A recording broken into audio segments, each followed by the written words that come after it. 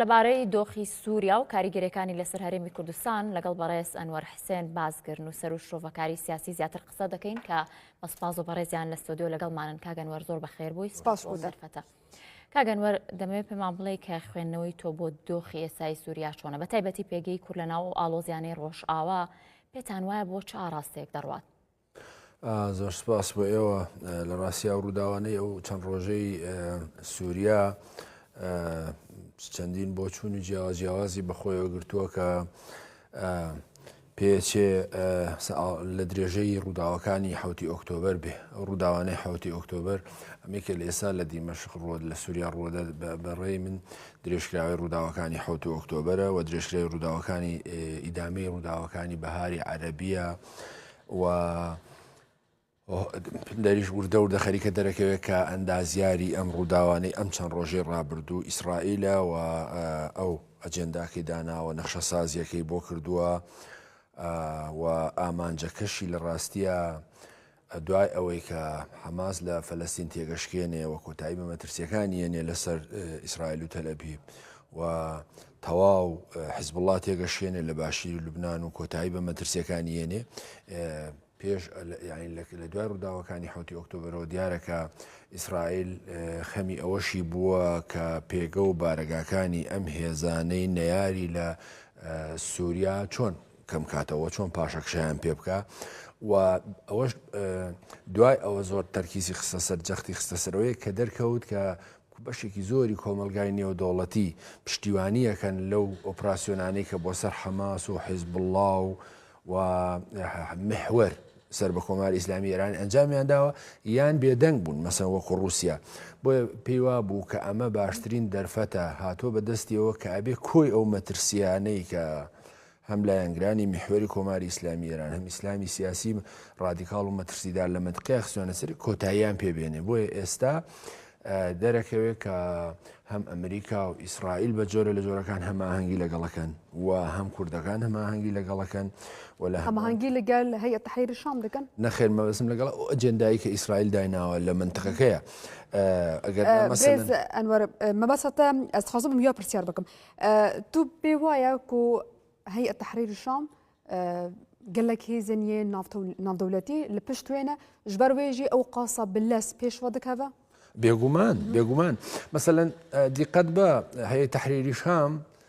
لە چەند ساڵی ڕابردوو دەور و نفوس و کاریگەریەکی نەمابوو، ناویشی نەمابوو لە ناو ڕووداوە سیاسیەکانە، بەڵام ئێستا لە پڕە ئەبینی مەسەلەن پێشڕەوێشی گەورەی کردووە. ئەوە دوایەوە چی بوو؟ دوایە ویستم بڵێم ئەو ئەجێندایی کە تەلئەبیب داینابوو لە سووریا تورکیای تیا نەبوو. تورکیا بۆیە لە چەند مانگی ڕابردوو بە جددی کەوتە ئەوی باسی پرۆسی ئاشتیە کرد لەگەڵ کورد. ئەیزانی ئەم پلانە هەیە لە منطقەکەیە، مەترسی ئەوەی هەبووکە ئەو منطقانەی کە پێشتر لە دەستی هێزە کوردیەکان دەری کردوون بگەڕێنەوە و مەترسی هەبوو کە ئەمنیەتی خۆی بکەوێتە مەترسیەوە و ئەم هێزانەی هاوپەیمانی بە تایبەتی هەیە تەحریری شام و هێزەکانی تر تەواو پەراوێز بخرێن. بۆیە کاتێک ئەو خراوەتە ناو دیزاینەکەەوە بەشدارە لەم پرۆسەیە ئێستا بپێچەوانەوە پێشڕەوی گەورەی کردووە لە ژێر ناوی هەیە تەحریری شام. هەیە تەحریری شام ئەو هەموو ئیمکاناتەی نییە کە پێشڕەوی سەرەی بکاوەکو جەناب دەزانی لە حەڵەب و حەما و ئترەوە دێتە هەمس و درعای داگیر کرد و یعنی پێشڕەویەکی گەورەیە کە ئاکرێ بڵێم هاوشێوەی ئەو سیناریۆیە کە 2014 و 15 داعشی پیا تێپەڕی بەداگیر کرد. برێز ئەنوەر دەخوازم ئەم پرسیار پرس بکەم ئەگەر کو پێش چەند مەهان سەرۆکۆماری تورکیە ڕەجەب تەیب ئەردۆغان چەند جاران داخواست کرد و گەل سەرۆکی سووری بەشار ئەسەد ڕوونە ئەگەر کو حکوومەتە سووری بەشار ئەسەد بگوتە ئەرێ ئۆکێ بکرا گەر ڕوونشتا ئەو یەک ڕوو دەدا؟ ئەمە زۆر جدیە. ئەو کاتێک کە ئەردۆغان ئەم پێشنیارانەی بۆ ئەسەد دەکرد و کۆبوونەوەیان بوو کە تورکیا داوایە کرد کە پرۆسەکە بە شێوەیەک بێ کە قازانجی تورکیای تیابێ ئەسەد نەچۆ ژێرباری ئەم داوایانە. تورکیا ئەو کاتە ئەو ئەجێنداسازی ئیسرائیل ێزانی، بەڵام ئەو داواکاریانەی تورکیا و ئەردۆغان هەیەیان بوو لە ئەسەد و سووریا جێبەجێشی بکردایە تورکیا قبوڵی ناکرد، چونکە تورکیای زانی پرۆسەیەک پلانێک لە منطقەکەیە بە ڕێکەوتنی ئەوش لەگەڵ بەشار ئەسەد ئەم ڕووداوانە هەر ڕووەدا. ئەم ڕووداوانە ڕووەدا و ئەم ئاڵگۆرانە ڕووەدا. بۆیە کاتێک کە خۆشی بەشداری پێکرا لەو ئەجێندایە لەو دیزاینەیە بێگومان بە موافقەتی ئەمریکا و رووسیا و ئیسرائیل. ئێستا ئەبینی کە کارکتەرە سەرکیەکە تورکیایە و ئەو پێشڕەویانەی ئەیکا پێشڕەوەیەکی خێران و هەندێک لە چاودێران پێیان وایە بێگومانەوە بە بەڵام ئێستاکانە دوو هێزی سەرەکی لەو منطقەیە هەن یەکیان ئەم هەیە تەحریری شامە کە تورکیا بە پلەی یەکەم پشتیوانیەکەوە و دووهەمی شێزەکانی حتانی ڕۆژە پێنجشەمێ تورکی تشتێک ناگوت لێ دۆ پشتی نمێژێ سەرکوماری تورکیە گوت پشتی ئەفقاز پارێزگە ئیدی بەرێ چەکداران لە دیمەشقەیە واتە ئیدی حکوومەتە تورکیە ڕاستەڕاستەکانە پشتگیریە ئەوان چەکداران بکە هەل لە ڕاستیە خۆی هەیە تەحریری شام و تەنانەت سوپای بەناو سووریای ئازاد و کە ئێستا بۆ سوپای نیشتیمانی سووریا هەموو ئەوانە لە ڕاستیە تورکیا پشتیوانی کردوون و تەنانەت هەموو حرەکە ئیسلامی متەتەڕیفانە کە پێشتر لە ژێر ناوی ترا هەبوون و ئێستا لە ناو هەیە تەحریری شامان هەمووی ئەوانە تورکیا پشتیوانی کردوون دامی ڕاستە خۆی کردوون بیڵێیانەڵی هیچ لە مۆزوعەکە ناگۆڕێ بۆ خۆتان نەزانن مەسەرەن کاتێککە هێرشەکە بۆ سەر ئەفرین و بۆ سەرەکانی و گرێسپیوانە بۆ چییە؟ بۆیە کە ئەم هێزە کوردیانە لەم منطقانە دەرکە و هەدەفە دەرکردنە ئێستا کۆنترۆلکردنە بەڵێ بەڵێ کاگەنوەرەوانەی لە ڕۆژانی ڕابردووە دەبیندرا بڵین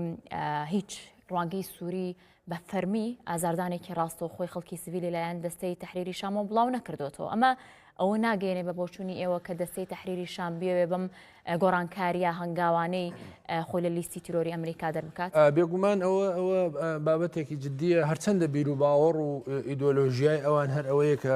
ئەوی پێچوانەی جەنابتەیڵێ ئەگە بۆیان بکرێ قەتڵ و عامیان نەکردووە مەسەلەن لە هەرێمەکانی جەزیرە و لەو منطقانەی سەرەکانیوانە قەتڵ و عامی زۆری خەڵکی کوردستانیان کردووە و لە ئەفرین ڕۆژانە خەڵکیان کوشتووە بە بیان و جیاوازیاواز بەڵام ئێستا قسەکەوەیە کە لەبەرەوەی کە هەلومەرجێک هاتوۆتە پێشەوە یانەوێ بەشێک بن لە دەسەڵاتی داهاتووی دیمەشق بۆیە بێگومان یانەوێ کارکتەرە سەرەکیەکە خۆیان بگۆڕن وی کە خەڵک نەکوژن قەتڵ و عام نەکەن و خەڵک لە سێدارە نەدەن بە بیان و جیاوازیاواز و ئەشبینی ئەمە کاریگەریە بۆ بەشێ لە خەڵکی ئەم منطقانە ئەسنە پاڵیان پێشوازیان لێ یەکەن بێگومانەوە بەڵام لە هەر حاڵدا ئەمانە هێشتا لە ناو لیستی تیرۆران و ئەم تەحەولەش ممکنە ڕووبدا مەسەلەن تالیبان لە لیستی گەورەترین لیستی تیرۆری وڵاتی یەکگرتووەکانی ئەمریکا بۆ ویلایەتە یەکگرتووەکانی ئەمریکا بەڵام دوجارە بینی مەسەلەن نەکە ئێستاکانە ڕێکەوتنیان لەگەڵ ئیمزاکردوون بە ڕێکەوتنێکی نافەرمی و پاشەکشەی کرد و حکوومەتەکەی ئەشرەف غەنی ڕووخاند و کۆتایی پێناو دەسەڵات لە تالیبان تەسلیمی ئەوان کرا و ئەمە مەسەن پێشتر لەگە مجاهدینی خەڵقیش کردوێتی ئەم لیستانە بە پێی بەرژەوەندیەکانی بێگومان ئەمریکا ئاڵگۆ بەسەرادێ بەڵام ئەم هێزانە لە واقعدا جێگای مەترسین بەڵام قسەکەوەیە کە ڕژێمی بەشار ئەسەد لە ماوەی حکمی 50 ساڵی خۆیان و لە دوای ڕووداوەکانی بەهاری عەرەبی بەردەوام کێشە و ئاریشە و گرفتی بۆ خەڵکی بەرەمهێناوە لە بەرەو پیان وایە هەر کەسێک بێ فریاد ڕەسە بە نەزەری من ئاوا سەیری بابەتەکانەکەن بۆی نەجاتیان بێ لەو هەموو قەتڵ و ئام و ینی بۆ معلوماتی جەناب لە دوای ڕووداوەکانی بەهاری عەرەبیەوە 382,000 کەس لە سووریا کوژراوە لەگوری لێخستنا مافی مرۆڤان دەبێژێ کۆ 100,000 کەس لەگەڵ حکوومەتە سووری گرتیە کەس نەزانێت چۆرە نویساوان چاوەیە نەهاژی کۆ دەما برێز ئەنوەر مرۆڤ تەماشان دەکە دەما کۆ چەکدار دەچن جهێکی یەکسەر بەرێ خۆدن زیندانان کەسێن یەنی زیندانی خەلاص دەکەن درستە زیندانەکانی خۆشیان پڕن لەم خەڵکانە لە تەحریری شام و سوپای سووریای ئازاد بە تایبەتی لە کوردەکان لە ڕاستیە پێم وایە ئەم سیناریوانەی کە ئەم وڵاتە زلهێزانەدایان ڕشتووە لە سووریا وەکوتم پێشتر وتم ئیسرائیلە بەڵام پێچێ ئاڵوگۆڕی زۆرتر بە دوای خۆیان بێنێ و وا هەستەکەم تورکیا زۆر لە نزیکەوە ئاگاداری ئەمە بوو ئەو جم و جۆڵانەی کە لە یەک دومانگی ڕابردووە کردی بە تایبەتی لە پرۆسی ئاشتی و بە تایبەتی لەو سەردانەکانی لەگەڵ بەشار ئەسەد ئاگر بەستیش ڕاگەاندنی لە لوبنان لەبەر ڕۆژێک لە دوای ئەوە ڕووداوە هەموو ئەمانە بەڕاستی ئەوە بوو کە ئەم ڕووداوە ئەیزانی ئەم ڕووداوە نەڕوەدا بەڵام زەرمەندی یەکەم لە ڕووداوەکانی سووریا بە نەزەری من کۆماری ئیسلامی ئێرانە و هێزەکانیەتی بەو دەلیلەی مەسەلەن ئێستا هەموو دەواازەکانی یەکیان کۆتایی هاتنە بە مەترسی لەسەر ئەمنیەتی ئیسرائیل چ لە فەلەستین چ لە باشووری لوبنان و چ لە دیمەشق و بێگومان ئەوە لەسەر لە عێراقیش ڕووەدا ئەگەر هێزەکانی هەشتی شعبی وەکو خۆیان ئەڵێن بپەڕنەوە بۆ سووریا پشتیوانی لە ڕژەمی بەشار ئەسەدکەن ئەم گرفتە ڕوبەڕووی عێراقیشە بێتەوە ئەمە خاڵێکی زۆر مهم خاڵی دووهەم ئیسرائیل و ئەمریکا گەیشتونە و قەناعەتەی کە بە تەنها مەسەلەن کۆتایی هەژمونی حەماس و حیزب الله کۆتایی ناهێنێ بە مەترسیەکانی سەر ئەمنیەتی ئیسرائیل بەڵکو ئەو هیلالی شیعی کە لە تارانەوەیە بە منتقەکانی بە منتقە سنیەکانە لە عێراقا تێپەڕێتا ئاگاتە دەواازە سنووریەکانی سووریا چ لە ئەلقایم چ لە ئەلبوکەمال کە کەوتونە دەست هێزەکانی هەسەدە لە ئەمانە چەگەن ئەگاتە حیزب الله لە لوبنان و ئەوانە ئەیانێ ئەوە کۆتایی پێبێن و ئەم ڕووداوانەی کە ڕووەدا مەسە هەموو ئەو دەواازانەی چ دەواازەکانی ئەبوو کەمال و خاین خێسا بەدەست هەسەدەون و چ ئەو دەواازەی تەدمر کە ئەوش کۆنتترۆل کراوە ئەو دەواازەی قەسیر ئەوش هەمووی کۆنتترۆل کراوە هەموو ئەوانە ئەمریکا و ئیسرائیل پیان وابوو هەموو ئیمداداتی کاڕاتە جنوبی لوبنان و ئەگا بە حیزب الله لێوە تێپەڕێ بۆی ئەبینی مەسەلەن ئێستا هێزەکانی تەحریری شام لە تەنانەت دەرعاشیان کۆنتترۆل کردووە کە لە خواری خوارەوەیە و ئەبینی مەسەل هەسەدە زوو گەشتونەتە ئەبوو کەمال ئەم دەواازانە کۆتایی پێهاتووە باشە ئەی لە ئەگەری ڕوخانی دەسەڵاتی بەشار ئەسەد کێ ئەگەری زیاترە بۆی دەسەڵات بگرێتە دەست لە ڕاستیان هێشتا پێم وایە ڕوخانی بەشار ئەسەد نەکەوتۆتە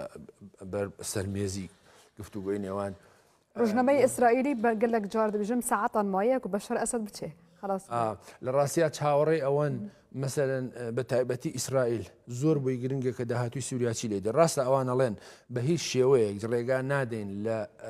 سووریا هێزێکی متەتەڕیفی ئیسلامی مەترسیدار وە بە تایبەتی کە سەر بە محور بێ دەسەڵات بگرێتە دەست و لەگەڵ ئەوەشە ئەوان ئەڵێن ئێمە ئیسرائیل ئەڵێن ئێمە پشتیوانی کوردەکانەکەین بێگومانە بێ پشتیوانی تەحریری شام کەن چونکە ئێستا بۆ معلوماتی جەناب سەڵتا چلی خاکی سووریا کە کاتە نزیکەی 800,000 کیلۆمەتر بەدەست هێزەکانی هەسەدەوەیە و ئەمە بەم داگیرکاری ئەم چەند ڕۆژەیە بەم ڕزگارکردنی ئەم شارانەی تر خەریکە مەسەلەن جوگرافیا و جیۆپۆلۆتیک نفوزی تەحریری شام زیاتریشە بێ بۆیە ناچارە لەگەڵ ئەم دوو هێزە مامەڵە بکە بەڵام بە نەزەری من هێستا پێی وایە جێگای مەترسین ئەم هێزانە و مەترسی ئەوەشیان هەیە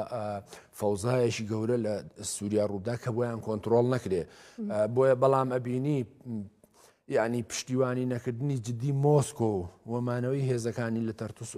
لاسکی و پاراستنی هەژمونی خۆی لەو منتقانی سەر دەریای سپیناوە ڕاست وەکو میدیاکانیش بەڵکەن پاشەکشەی هێزەکان و تەنانە سەفارەت و قونسوڵیەکانی ئێرانیش لە دیمەشق و بانکردنەوەی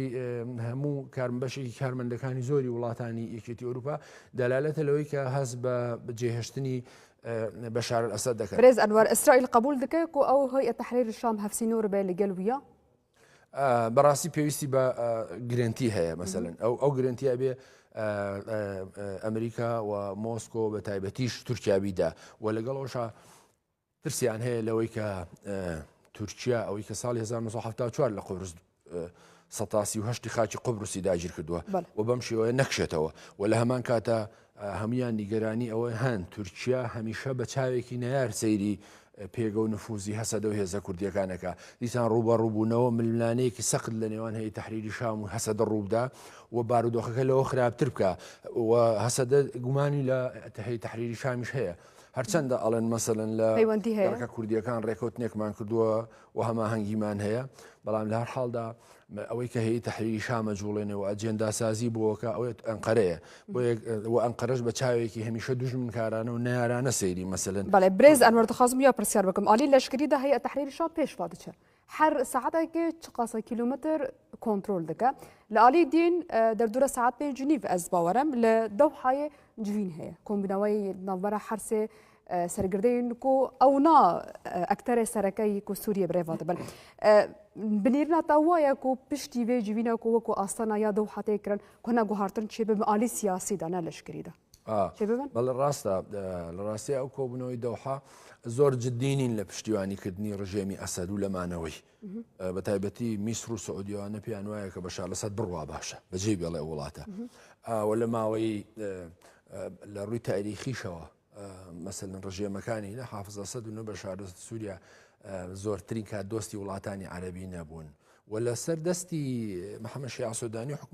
حکوومەتی عێراقیش سووریا گەڕایەوە جامیای عەرەبی بایکۆت کرابوو بۆیە مەسەلەن پێم وایە بەشێکی زۆری وڵاتانی عەرەبی خۆشحاڵن بە ڕۆشتنی بەشار ئەسەد و ئەمەش بەشێکی پەیوەندی هەیە کە خاتری ئیسرائیل ئەگرن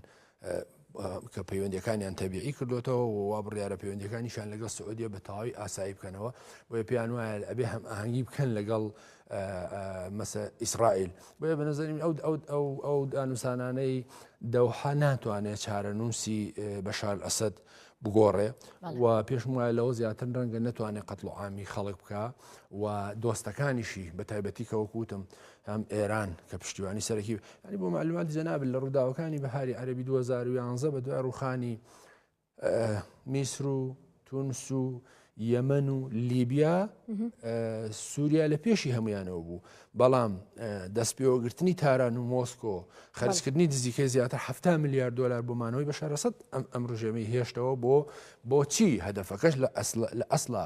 ئێستا هەموو بوو کە مەترسی لەسەر ئەمنیەتی ئیسرائیل دروستکەن هەدەفەکە دژایەتی ئیسرائیل لەم سنوورانەوە بەڵام ئێستا پێم وایە بەشێکی زۆریان جا لەبەر خواست بەرژەوەندەکانی خۆیان بێ یا لەبەر پاراستنی بەرژەوەندەکانیان لەگەڵ ئیسرائیل و تەلەڤیڤ بێ پێم وایە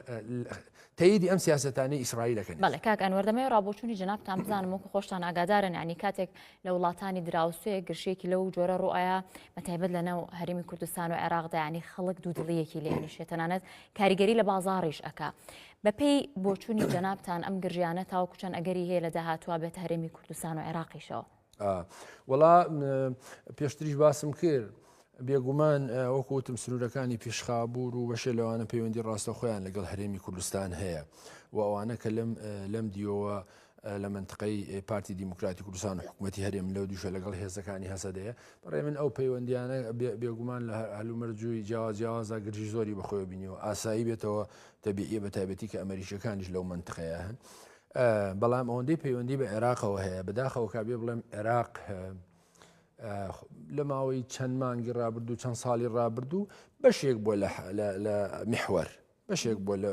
ئەمریکا میحوەرە لە منطقەکە لە پشتیوانیکردن لە سیاسەتەکانی ئێران ئەو واقع و لە هەمان کاتیشا حکوومەتی عێراقی خۆشحاڵ نییە بەم پشتیوانیانەی میحوەر و حەشدی شعبی لە لوبنان لە حەماس لە سووریا بەڵام بەداخەوە کە حکوومەتی عێراقی بەهۆی زەعیفیەوە بەهۆی باڵادەستی میلیشیاکانی حەشدی شعبی و هێزی جۆرا و جۆر نەیتوانیەوە کۆنتڕۆلی سنوورەکان بکە بەڵام ئێستا ئەگەر دیقەت بی هێزەکانی سووری هێزەکانی سوپای عێراقی براونە سەر سنوور بەشێکی بۆ ئەوەیە کە مەترسی نەخرێتە سەر ئەمنیەتی عێراق و بەشێکیشی بۆیە کە هێزەکانی حەشدی شعبی لە کۆنتڕۆل دەرنەچن بچنە ئەو دیۆ چونکە ئیسرائیل ئەڵێ هەر کاتێک ئەم هێزانە بەشداری بکەن ئێمە بە بەشێک لەم شەڕە سەیریانەکەین وە تەداخولەکەین و لە هەر کاتێکا فشاری ئیسرائیلیا هێرشی ئیسرائیلیش بۆ سەر عێراق بێگومان قەیران نەخولکەنە لە عێراق ئەم قەیرانانە بە نەزەری من لە ڕووی اقتصادیەوە لە ڕووی سیاسیەوە لە ڕووی کۆمەڵاتیەوە کاریگەری لەسەر هەرێمی کوردستانە بێ عێراق لەم شەڕانەیە لەم ململانەیە لە گروپی میحوەر و پشتیوانیکردن لە ڕژێمی بەشار ئەسەد خۆی بە دوور بگرێ بە نەزەری من کارێکی باشەکە بەڵام هەر نزیک بوونەوەیەک و هەر پشتیوانیەک لە ڕژێمی بەشار ئەسەد و لە حکوومەتی سووریا بە قازانجی نە خەڵکی عێراقە نە قازانجی خەڵکی هەرێمی کوردستانەوە ئەم ڕژێمە بەڕاستی ینی بەرەو کۆتایی ئەڕوا و هەر پاڵ پشتێک و پشتیوانێکی کارتێکی سوتاوە بۆیە هیوادارم حکوومەتی عێراقی کەم بۆ خۆم باوەڕم وایە سەرک وەزیران تەییدی ئەم سیاسەتە هەڵەیە ناکە ئەگەر ئەم هێزی میلیشیاکان لێی گەڕن کێشە و گرفتی بۆ دروست نەکەن تا ئێستا سیاسەتێکی دروست و هاوسەنگی هێناوە لە منطقەکەیە. بەڵێ زۆر سپاس بۆ بەڕێز ئەنوەر حسێن بازگر نووسەر و شۆفەکاری سیاسی سپاس بەوەی لە ستودیۆ لەگەڵمان بووی. زۆر سپاس.